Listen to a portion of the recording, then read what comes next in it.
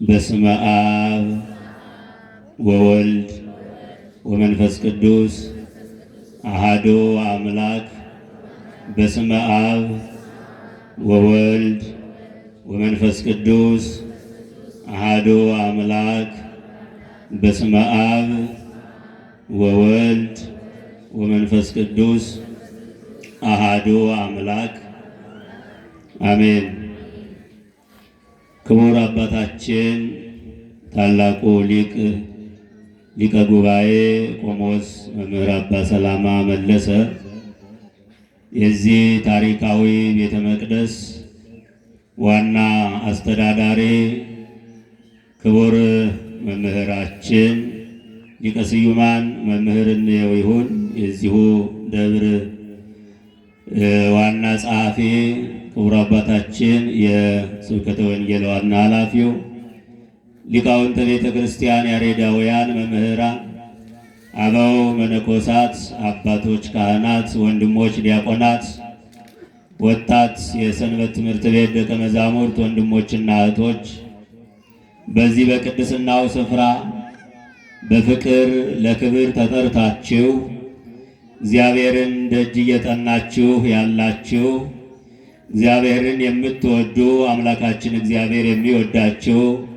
በቅድስናው ስፍራ የተሰባሰባችሁ የእግዚአብሔር ቤተሰቦች፣ የንጽሕተ ንጹሐን የቅድስተ ቅዱሳን የእመቤታችን የድንግል ማርያም የአስራት ያደራ ልጆች፣ የቅዱሳን ወዳጆች በወደደን እስከ ሞት ድረስ ቀራንዮ አደባባይ ላይ ደሙን ባፈሰሰልን ሥጋውን በቆረሰልን በአምላካችን በመድኃኒታችን በኢየሱስ ክርስቶስ ፍጹም ሰላምና ፍቅር ሰላም እላችኋለሁ። እንደምን አደራችሁ? እንደምን አደራችሁ? ድምፃችሁ አይሰማም። ያላደረ ብቻ እግዚአብሔር ይመስገን ይበል። እንደምን አደራችሁ? እውነትም ሰሚዎች ናቸው። ያደራችሁ እሺ፣ እንደምን አደራችሁ? ለሁሉም እግዚአብሔር ይመስገን ነው። ጥሩ ነው፣ መልካም ነው። እግዚአብሔር የተመሰገነ ይሁን። ሰራዊት ጌታ አምላካችን እግዚአብሔር በቸርነት በምሕረትና በይቅርታ ከያለንበት ስፍራ በፍቅሩ ስቦ በቤቱ ሰብስቦ እንዲህ እንድንባረክ እንድናመሰግነው እንድናመልከው የጠራን የረዳን የመረጠን የሰበሰበን የቅዱሳን አምላክ እግዚአብሔር ስሙ ይክበር ይመስገን።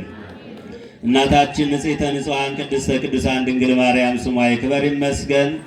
አባቶቻችን ቅዱሳን ነቢያት፣ ቅዱሳን ሐዋርያት፣ ቅዱሳን ጻድቃን ሰማዕታት፣ ረዳቶቻችንና ጠባቂዎቻችን ቅዱሳን መላእክትም እግዚአብሔር እንዳከበራቸውና እንደወደዳቸው መጠን ክብርና ምስጋና ይድረሳቸው። እስኪ ያደረሰንን አምላክ ጨለማውን ገፎ ብርሃኑን አጎናጽፎ በቤቱ ስላቆመን ምስጋና ለአምላካችን ለእግዚአብሔር ከፍ ያለ ምስጋና አቅርቡ።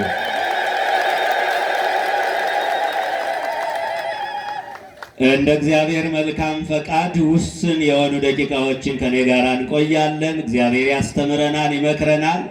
እኔም ተማሪ ነኝ፣ እናንተም ትማራላችሁ። ልዩነቱን አብዛኛውን ልዩነት ዛሬ እንኳን የለም። ሁላችንም ቁመን እንማራለን። እጅግ በጣም የከበዳችሁ ደግሞ አረፍ ብላችሁ እግዚአብሔር ያስተምረናል ማለት ነው። የምንማማርበት የትምህርታችን ርዕስ የሚሆነው በሉቃስ ወንጌል ምዕራፍ 10 ቁጥር 29 ላይ ተመዝግቦ የምናገኘው ኃይለ ቃል አለ። እሱን መነሻ በማድረግ እንማማራለን። ቃሉ ምንድነው የሚለው? ባልንጀራዬስ ማን ነው ይላል። እስኪ ሁላችሁም በልባችሁ ጽላት እንዲቀረጽና ዛሬ መሪ ቃሉ ይህ ነበረ ብለን በዚህ መሪ ቃል የሚተላለፈውን ነገር ወደ ውስጣችን እንዲገባ አንደበታችሁን ከፍ በማድረግ የእግዚአብሔር ቃል ስለሆነ ቃሉ የሚፈውስ ስለሆነ ከፍ አድርጋችሁ ከኔ ጋር በመቀጠል ትናገራላችሁ። ባልንጀራዬስ በሉ እስቲ። አልተሰማኝም። ማን ነው? ባልንጀራዬስ ማን ነው? የእግዚአብሔር ቃል ሲነገር ምዕመናን የመናወጽ ወደ ላይ ወደ ታች ማለት ቢቀርና ጸጥ ብለን ብናዳምጥ ስብራታችን ይጠገናል።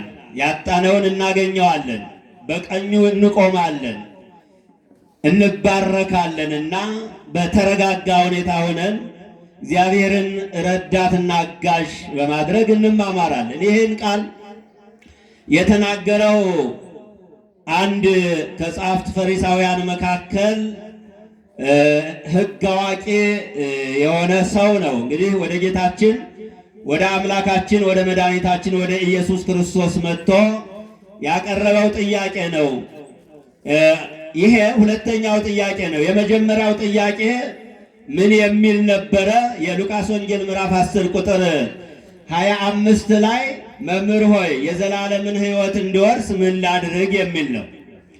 ይሄ ጥያቄ እጅግ በጣም ጤናማ የሆነ ጥያቄ ማለት ትክክለኛ ማሰብ የሚችል ሰው ሊጠይቀው የሚገባ ጥያቄ ነው።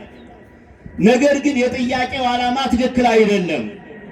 ሰውየው የጠየቀው ማወቅ አቅቶት መረዳት አቅቶት የሚሰራው ጠፍቶት ለመረዳት አይደለም ይህን ጥያቄ ያቀረበው። ጌታችን አምላካችን መድኃኒታችን ኢየሱስ ክርስቶስን ሊፈትነው ነበር። ምን ሊነው ምዕመናን? ሊፈትነው ነበር ያቀረበው። የዘላለምን ሕይወት እንዲወርስ ምን ላድርግ ብሎ ጥያቄ ያቀረበ። የእግዚአብሔር ልጆች ጥያቄው የሁላችንም ጥያቄ ሊሆን ይገባል። የዘላለምን ሕይወት እንድንወርስ፣ በቀኙ እንድንቆም፣ ከእርሱ ጋር ኅብረት እንዲኖረን፣ ከውድቀታችን እንድንነሳ፣ ብርሃን ለብሰን ብርሃን ተጎናጽፈን በቀኝ እንድንቆምና መንግሥቱን እንድንወርስ የዘላለምን ሕይወት ለመውረስ ከእግዚአብሔር ጋር ኅብረት ለማድረግ ምን እናድርግ ብሎ መጠየቅ የክርስቲያናዊ ስነ ምግባር ነው ማለት። ይሄ ሰው ግን የጠየቀው ለምንድን ነው ብትሉኝ ጌታ መድኃኔዓለም ኢየሱስ ክርስቶስን ሊፈትነው ነበረ። ግን መድኃኔዓለም ክርስቶስ ምን አለው? አንተ የሕግ መምህር ነህ፣ የሕግ አዋቂ ነህ፣ ምን አነበብህ? ምን ተማርህ? መምህር ነህ፣ ሌሎቹ ምን ታስተምራለህ አለው። ጌታ አምላክህን በፍጹም ልብህ፣ በፍጹም ነፍስህ፣ በፍጹም ጉልበትህ፣ በፍጹም ኃይልህ ውደድ። ሁለተኛው ደግሞ ባልንጀራህን እንደ ራስህ ውደድ ይላል አለው። በቃ መልካም ተናግራን ይህን ፈጽም በሕይወት ትኖራለህ አለው። ልክ ጥያቄ ነበረ። ለጥያቄው መልስ አግኝቶ ነበረ። ሰውየው ጥያቄው ጠይቆ ለመረዳት ስላልሆነ ይገርማችኋል፣ የመለሰው መልስ አልመሰለውም። ሌላ ጥያቄ ፈጠረ። የእግዚአብሔር ልጅ ታውቃላችሁ፣ በየመንገዱ እንደምታውቁት እንደምትረዱት ብዙ ጥያቄዎች አሉ። ለጥያቄዎቸው ግን መልስ አይጠብቁም ምዕመናን፣ በፍጹም ጥያቄውንም መልሱንም ራሳቸው ናቸው የሚያመጡት። ለእኛ ራሱ ይመጡና እናንተ መላእክትን ታመልካላችሁ ይላሉ። ይሄ እንደ ጥያቄ ነው የሚያቀርቡት። እነሱ ግን እኛን የምናደርገውን ባለቤቶቹን መስማት ቢችሉ እንደዚህ አይሳሳቱም ነበረ። ራሳቸው ጥያቄ ጠይቀው በጠየቁት ጥያቄ መልስ ይመልሳሉ። እናንተ ታመልካላችሁ። ስለዚህ ይሄ ሰው ጥያቄ ጠየቀ። ያነበበውን አስተውል እስኪ። ምንድነው ያነበበው አለው፣ ነገረው። እግዚአብሔርን በፍጹም ነፍስ ውደድ የሚል አንብቤያለሁ፣ አውቃለሁ። እግዚአብሔርን በፍጹም ነፍስ ውደድ ማለት ምን ማለት ይመስላችኋል? ኦርቶዶክሳውያን ሕይወታችን እስከ መስጠት ድረስ እንኳን እግዚአብሔርን መውደድ ያስፈልጋል። ሕግጋቶቹን ስታነባቸው እነዚህን ሁለቱን መጀመሪያ እግዚአብሔርን በፍጹም ኃይላችን በፍጹም ነፍሳችን እንድንወድ ይልና ያ ማለት ምን ማለት ነው? እግዚአብሔርን ከራሳችን በላይ መውደድ ማለት ነው። እግዚአብሔርን ከማን በላይ ንገሩኝ? ከማን በላይ? ከራሳችን በላይ እግዚአብሔርን እንድንወድ ማለት። የሚያኖር እሱ አይደለም? የሚመግብ እርሱ ነው። አሁን በሕይወት እንድንቆም ያደረገ እርሱ ነው። ከኛ ይልቅ ለኛ የሚያስበው መድኃኔዓለም ስለሆነ እሱን ከራሳችን በላይ እንወድና ከዛ በኋላ ሁለተኛው ባልንጀራችሁን ከራሳችሁ በላይ ውደዱ አልተባለ። ባልንጀራችሁን እንደ ራሳችሁ ውደዱ። ሰውን እንደ ራሳችን እንድንወድ እግዚአብሔርን ከራሳችን በላይ እንድንወድ ታዘናል። ይሄን ተናገረ። በቃ ጥሩ ተናግረሃል፣ ይህን ፈጽም በሕይወት ትኖራለህ አለ። ከዛ በኋላ በርዕስነት ያነሳነውን ጥያቄ ሁለተኛ ጥያቄ አመጣ። ምን የሚል ነው? ባልንጀራህ ማን ነው? መጽሐፍ ቅዱስ ላይ ምን ይላል? ራሱን ሊያጸድቅ ወዶ ይላል። ራሱን ምን ሊያደርግ ወዶ? ሊያጸድቅ ወዶ። ከኔ በላይ እውነተኛ፣ ከኔ በላይ መምህር፣ ከኔ በላይ አዋቂ፣ ከኔ በላይ ቅዱስ ማን አለ? ከኔ ጋር የሚስተካከል ማን አለና ባልንጀራ እንደራስ አድርገህ ውደድ የምትለኝ ማለት እኮ ነው። መመናን አያችሁ፣ ራሱን ከፍ እያደረገ ነው። በመጽሐፍ ደግሞ ራሳችን ከፍ እንድናደርግ አይደለም የሚመከረው። ራሳችን ዝቅ ስናደርግ እግዚአብሔር ከፍ ያደርገናል። ስሙ ለዘላለም የተመሰገነ ይሁን። እኛ ራሳችን ከፍ ብናደርገው በፍጹም የትም አናደርስም። የእግዚአብሔር ልጆች ደስ የሚለው ውጤታማ የምንሆነው እኛ ራሳችን አዋርደን በቤተ መቅደሱ ተገኝተን እግዚአብሔርን ስንለምን፣ ራሳችን ዝቅ ስናደርግ እግዚአብሔር ደግሞ ከፍ ያደርገናል። ከውርደታችን ወደ ክብር የመለሰን መድኃኔዓለም ስለሆነ እሱ ግን ራሱን ማጽደቅ ፈለገ። በዓይኑ ሰው አይሞላ። ባልንጀራዬ ማን ነው አለ። በስንት እጥፍ ከሰዎች እንደሚያንስ ቢያውቅ ኑሮ በዚህ ትዕቢቱ ማለት ትዕቢት ያሳንሳል አይደል? ተንኮል ያሳንሳል። ፈታኝ መሆን ያሳንሳል። ራሱን ከሌላ ለይቶ ማየት ያሳንሳል። የእግዚአብሔር የሆነ ሰው ትክክለኛ አስተሳሰብ ያለው ሰው ራሱን ከፍ አያደርግም። ሌሎቹን ከኔ ይልቅ አንተ ትልቃለህ ማለት ነው። እንደዚህ ነው እነ ቅዱስ መጥምቀ መለኮት ቅዱስ ዮሐንስ ያስተማሩ። ከኔ ይልቅ አንተ ትልቃለህ፣ እኔ ላንተ ይገባል እያሉ ነው ያስተማሩ። ስለዚህ እሱ ግን ከፍ ከፍ አደረገና ጌታችን አምላካችን መድኃኒታችን ኢየሱስ ክርስቶስ ክብርና ምስጋና ለእርሱ ይሁንና አንድ ምሳሌ ነገረው። በደንብ አስተውሉ ምእመናን። አንድ ሰው ከኢየሩሳሌም ወደ ኢያሪኮ ሲወርድ አለ። እየሰማችሁ ነው? ስንት ሰው? አንድ ሰው ከኢየሩሳሌም ወደ ኢያሪኮ ሲወርድ ጫካ ላይ ሲደርስ ምንም ብቻውን ስለነበረ ከጫካ ውስጥ ሽፍቶች ወጡና እንዳይሞት እንዳይድን አድርገው ቀጥቅጠው ደሙን አፍስሰው በሞትና በሕይወት መካከል ጥለውት ሄዱ። ከባድ ነው አይደል ምእመናን? ዛሬ በሕይወትና በሞት መካከል ጥሎ መሄድም የለም አይደል? እያረዱ ደም እያፈሰሱ እንዳውም ዘልዝለው ሲበሉ ያሳዩናል። ያሳዝናል። ይሄ ሰው ሰዎቹ ደብድበውታል፣ ደሙ ፈሷል። መረዳት ይፈልጋል፣ የሚያግዘው ይፈልጋል። እባካችሁ እርዱኝ ለማለት እንኳን አይችልም። ይኸውላችሁ በሞትና በሕይወት መካከል ማለት ሙቷን ብላችሁ ጠጋ ስትሉ የሆነ እስትንፋስ ሙቀት አለው ሰውነቱ።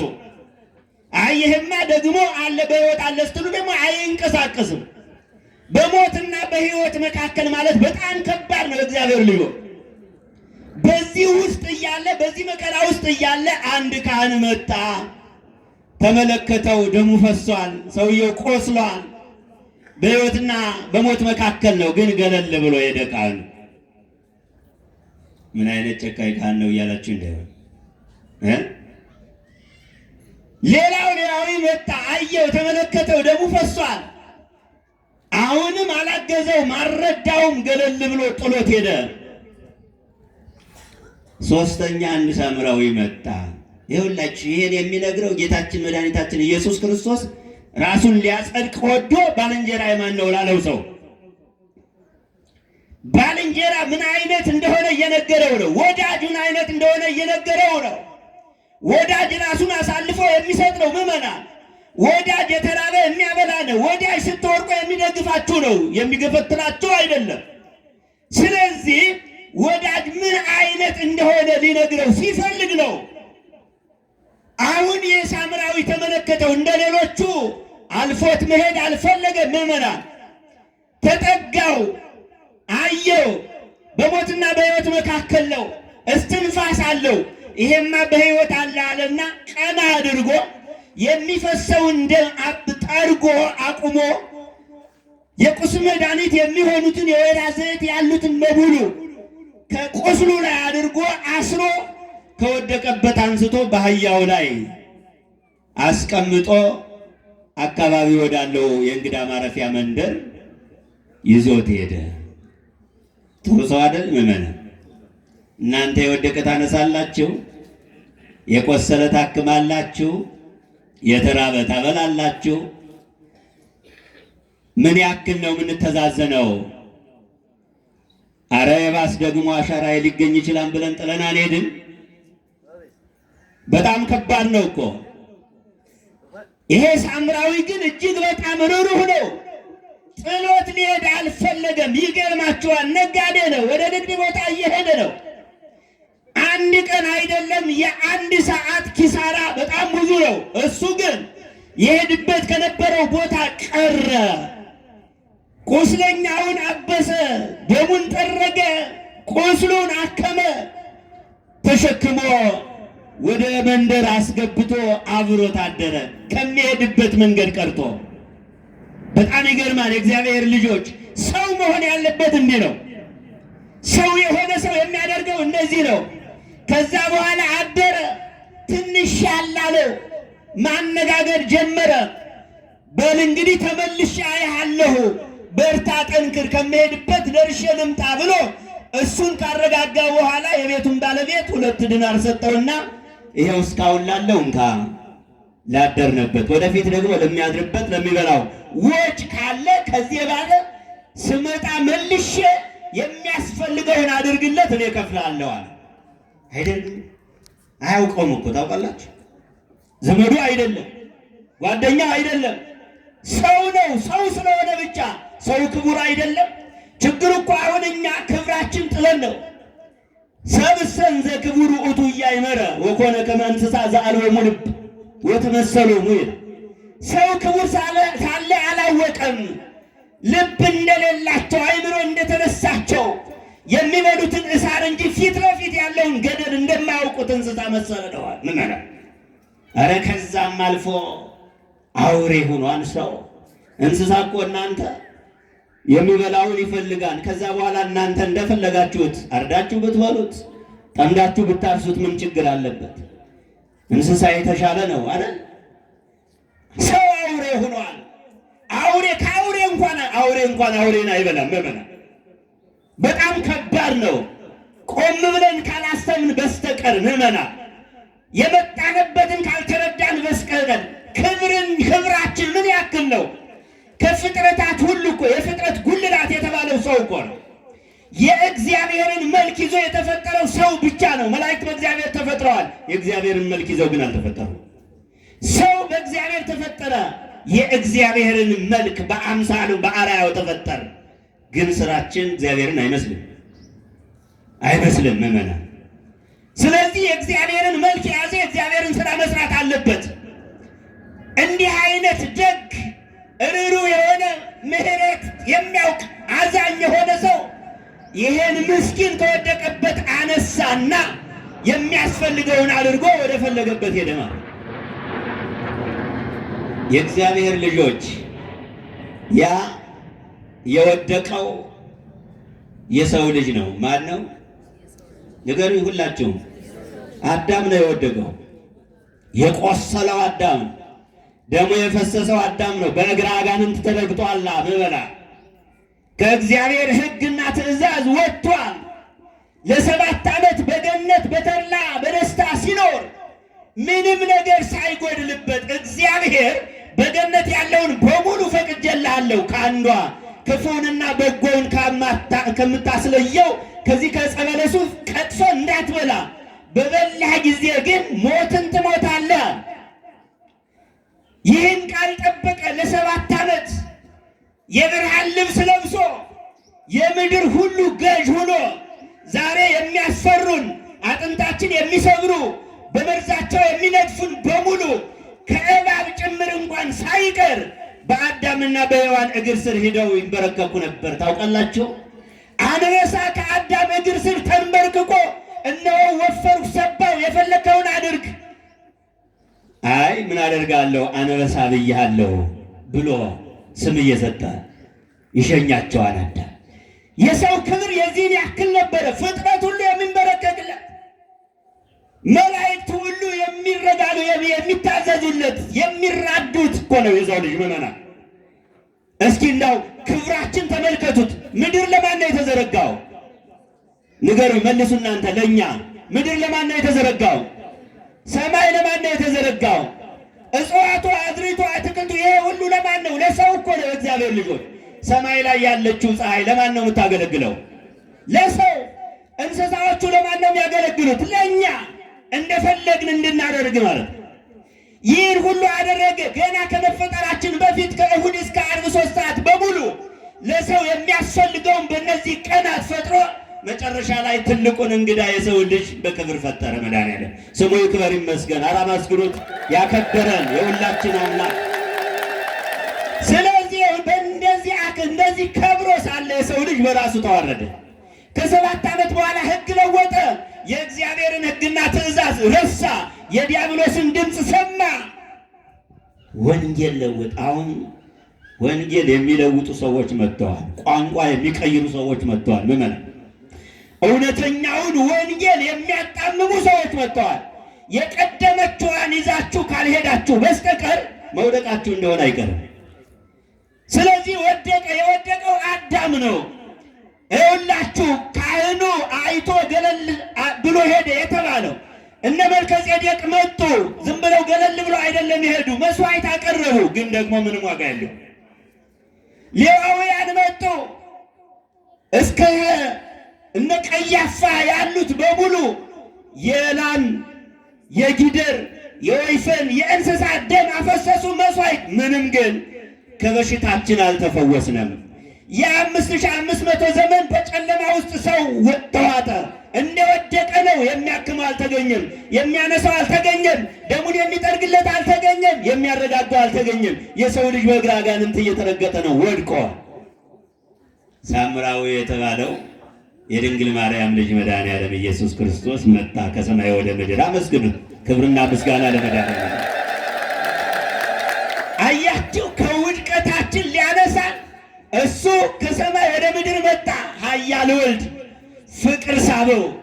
በፍቅራችን ነው የተሳበው። ምን የሚወደድ ፍቅር አለን ምዕመናን? ምንም አይነት የሚወደድ ፍቅር ሳይኖረን መድኃኒዓለም ግን ወደደን። እስኪ አመስግኑት። ክብርና ምስጋና ለመድኃኒዓለም። ወደደን።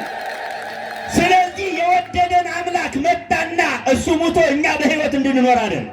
ቅዱስ ኤፍሬም ዘዚአነ ሞተ ነሣ ወእንቲአሁ ሕይወተ ወሀበነ ይላል። የእኛን ሞት ወስዶ የበደልን እኛ፣ ያጠፋን እኛ፣ የተሳሳትን እኛ፣ ሕግ የጣስን እኛ፣ ያፈረስን እኛ፣ ነገር ግን ይህን ሁሉ ካሳ መድኃኒዓለም ኢየሱስ ክርስቶስ ቀራንዮ አደባባይ ላይ ራቆቱን ተሰቅሎ በችንካር ተቸንክሮ የሸዋ አክሊል ከራሱ ላይ አቀዳጅተውት በታላቅ ስቃይ ከአይምሯችን በላይ በሆነ የእኛን ዕዳ መድኃኒዓለም ከፈለ። ስሙ ለዘላለም የተመሰገነ ይሁን። ስለዚህ ከውድቀታችን ያነሳል እና መድኃኒዓለም ኢየሱስ ክርስቶስ ምን አለው ለሰውየው? እሺ ከነዚህ ከሦስቱ ለወደቀው ሰው ባልንጀራው ማን ነው? የትኛው ነው ባልንጀራው? ምዕመናን፣ ካህኑ ነው? ሌዋዊው ነው? ሳምራዊ ነው? ንገሩኝ በአንድ ድምፅ። ማን ነው? ወዳጁ ማን ነው? ምሕረት ያደረገለት ማን ነው?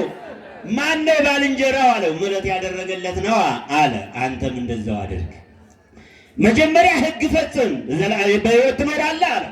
አሁን ደግሞ ባልንጀራ ለመሆን የእውነተኛ ወዳጅ ከሆን ይኸውልህ ምሕረት አድርግ፣ እንደዚህ አድርግ። ለሰዎች ዘንድ ለሰዎች ራራ።